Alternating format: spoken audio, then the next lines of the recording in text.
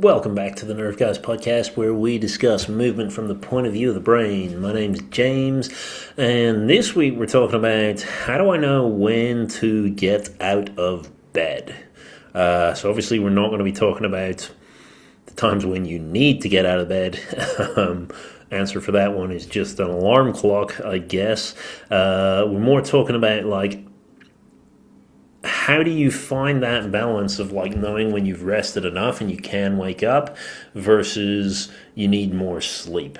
The brain's kind of tricky when it comes to that, because most of us are familiar with this idea of waking up and feeling oh cool, I got loads of energy, I could wake up if I want to, and then suddenly 90 minutes later you wake up again and you feel awful. And there's always that wonder of what if I just woke up at the time when it felt good? Could I have actually done that, and would I feel better? Or is this wave of awfulness just coming anyway, and I actually needed way more sleep than I thought? So we're going to chat through that. Don't know if I'll give you a conclusive answer. I rarely do on this podcast, but there we go. Before we go any further, this episode is sponsored. It's not sponsored. This is my thing. This episode is brought to you by the Neuroband, the wearable vision and balance training tool to help improve posture, focus, and coordination. I will bug you some more about that at the end. Please buy one. It's going to be great for your vision, balance, your brain, and it'll help me out because I'll be great for my digestive system because I can afford food.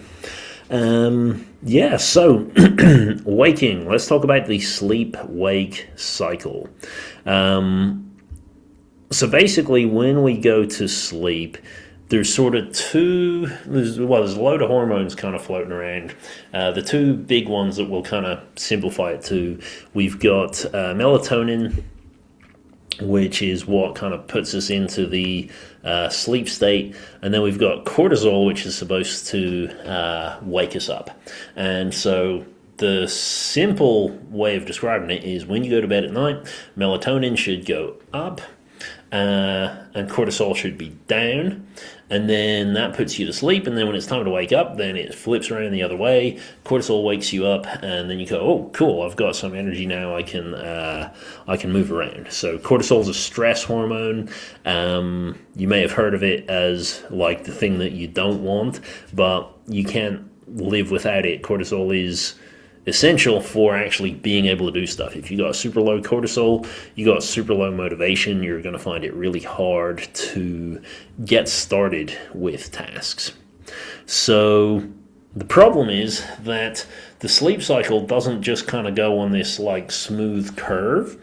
It kind of goes in cycles. So traditionally we sort of say that it moves in a 90-minute cycle. So every 90 minutes, we kind of go through one period of sleep where the brain does a whole load of different functions, and then we come out of it, and then we start a new one, and then we start a new one, and then after 8 or so hours, wherever we're at on that sleep cycle, we're going to start gradually coming out of it. Which I always thought was really complicated. Why do you say you need 8 hours of sleep when if a sleep cycle is 90 minutes, that's not possible. You need 9 hours of sleep, or you need 7.5 hours of sleep. But I think there's ways that you can get around that, the fact that it takes you a little bit of time to get to sleep. You're probably losing 30 minutes either side, so maybe you're actually really getting 7.5 hours of these cycles. Also, I don't think that these cycles are super rigid and fixed for everybody. I think there's going to be variation in those, so saying that everybody needs exactly 8 hours is probably a bit inaccurate as well. But regardless, these cycles happen, and during these cycles, the levels of melatonin and cortisol are going to shift, and as you get closer to the end, the cortisol is going to go up a little bit, and then it should die back down once it's clear that you're going into another sleep cycle. In actual fact, it's pretty common for people to wake up kind of several times through the night. The only thing is that you're not really supposed to remember it. So like generally you'll sort of wake up a bit, you'll maybe turn over, you'll go back to sleep. All of that really should be happening below your conscious level of awareness, which means if you film it, a bit creepy, but you can film it and you can see it happening. But if somebody asks you, did you do that? You would say, nope, no memory of it.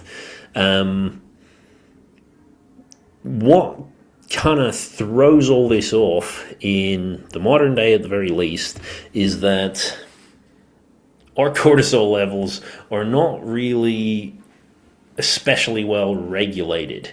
So what we tend to find is that when we're getting to the end of these sleep cycles, if our stress levels are dysregulated to begin with, we might find that either the brain thinks it's too low, so it fires in a whole bunch, or cortisol is just really high anyway, so when we add a little bit more cortisol, it sends it through the roof. And so instead of like gradually coming out of these sleep cycles, we actually get jolted awake. We go, oh, okay, I'm totally awake right now. Then the melatonin takes over and goes, no, we're supposed to be doing the thing, remember? And tries to tire you out again, and that puts you back under. You go through the next cycle, and again, if all these hormones are wildly out of balance, then you're probably going to find that if the cortisol was really high, maybe you're going to struggle to actually get through the next sleep cycle. And the result of that is then that you're going to find that you're waking up in a time when actually the melatonin hasn't dropped down, and therefore you feel really, really tired, but now you're awake. So in terms of the answer of like when's the best time to wake up, as a general rule, as long as you get properly to the end of one of these sleep cycles and your hormones are regulated well enough, then you should be able to like wake up at the end and just go, oh, cool, I'm up, time to go. That usually isn't the case. So what we want to do is we want to see, can we actually test if we are at a good spot in these sleep cycles when we wake up? So if you don't have the necessity of setting an alarm, you don't need to be up so early that you can't really choose your sleep length. What I usually recommend to people is sleep. The first time that you wake up, give yourself the option of like, do I want to wake up now? Do I want to go back to sleep? If you feel like you want to go back to sleep, then just go for it. Like, give yourself a couple minutes of just lying there. And if your brain is expecting that you go through another one of these cycles, it would rather that you go through another one of these cycles, it should increase the melatonin levels, and you should find it quite easy to just sort of drift back off. When you wake up again, how do you feel? Do you feel way worse, or do you feel way better? So if you feel way better, it's probably a good time that this is where you want to be waking yourself up. So then the question is, do I feel like I'm energized enough to go and do that? If you don't, then all you want to do is some nice deep breathing. So get a lot of oxygen into your brain, and that's just going to spike your cortisol just a little bit more so that you can get up. If you wake up then and you feel like garbage, then I would recommend try another round of sleeping, and then when you wake up again, go for again deep breathing to try and spike the cortisol to get you out. More than likely, when you wake up and you feel just totally lethargic and tired, it quite likely is just you're in the wrong part of this sleep cycle, and we shouldn't really be waking up just yet. So just let yourself rest a little bit longer, and once you wake up, if you feel slightly less lethargic, go for the breathing exercise. Literally just nice sharp deep breaths in, about 10 rounds, and you should probably find that you suddenly get the energy to kind of go about your day. So that's kind of my answer for this one. This year I've kind of been experimenting with sleep in terms of how it affects my performance, and one of the big kind of game changers was trying to bookend my work into the afternoon so that I can take as long as I need to in the mornings.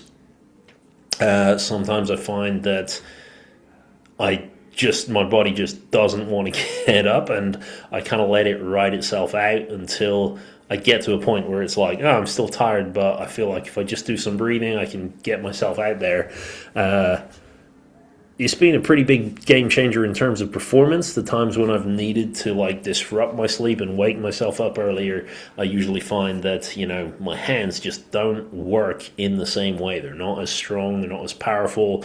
Even my memory and focus and all that doesn't work quite as well. This can be pretty frustrating if it feels like actually you need like 10 hours, 12 hours every single day.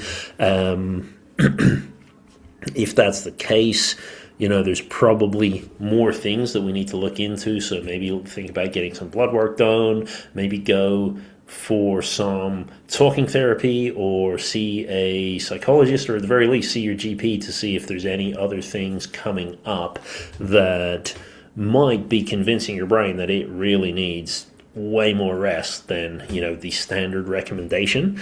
You could be surprised with what they come out with. So that's my thoughts for today. If you're finding this stuff interesting, as I always say, I'd really appreciate it if you check out the Neuroband course. This is a online vision and balance training program that is basically like your little introduction into the brain and brain-based movements. Try to keep it at the lowest price point that I possibly can. You get this little band for free so that you can kind of stack it as a habit. Like anything that you're wearing, you can sort of keep it as a visual reminder that you need to do some vision drills when you're out and about throughout your day.